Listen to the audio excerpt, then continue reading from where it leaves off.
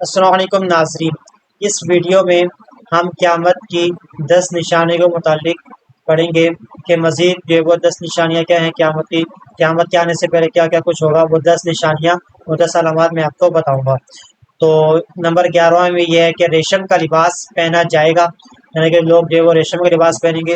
اور 12واں یہ ہے کہ ظلم و ستم عام ہو جائے گا۔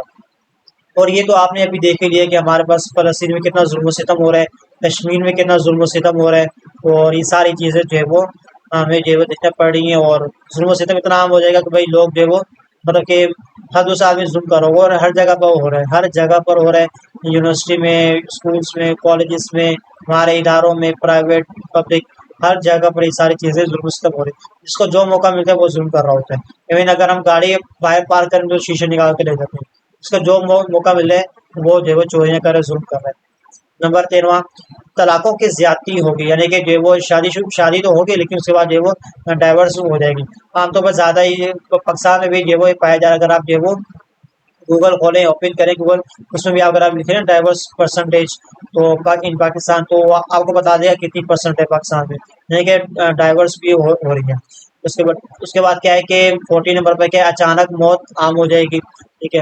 اور 15واں کیا ہے کہ خیانت کرنے والے کو امانت دار سمجھا جائے گا۔ یہ وہ چیز ہے جو میں پچھلی ویڈیو میں آپ کو بتا رہا تھا کہ بھائی امانت دار جو ہوگا وہ تو ٹھیک ہے، لیکن جو خیانت کرنے والا ہے نا، جو خیانت کر رہا ہے اس کو امانت دار لوگ سمجھیں گے، لیکن جو امانت دار ہے اس کو لوگ خیانت کرنے والا سمجھیں گے۔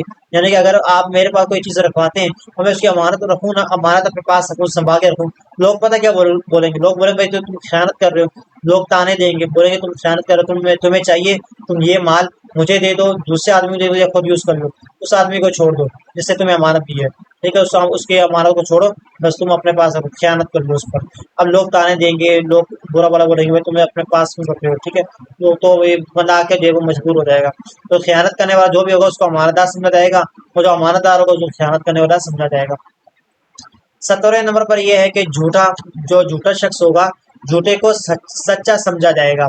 تو یہ عام طور پر یہ ہوتا ہے کہ بھائی جو جھوٹا آدمی ہوتا ہے، جھوٹ بولتا ہے، مذاق کرتا ہے، تفریح کرتا ہے، اس کو سچا سمجھا جا رہا ہے، لیکن سچے کو کیا ہے وہ جھوٹا سمجھا جائے گا۔ تو آدمی سچ بول رہا ہوگا وہ اس کو لوگ جو ہے وہ جھوٹا بولیں گے، جھوٹ سمجھیں گے اس کو۔ اچھا، تہمت لگانا عام ہو جائے گا، اور یہ زور میں ہی ہو چکا ہے، یہ زور میں ہو رہا ہے کہ تہمت جو ہے ہر دوسرا آدمی ایک دوسرے پر بلیم کر رہا ہوتا ہے، انگلی اٹھا رہا ہوتا ہے۔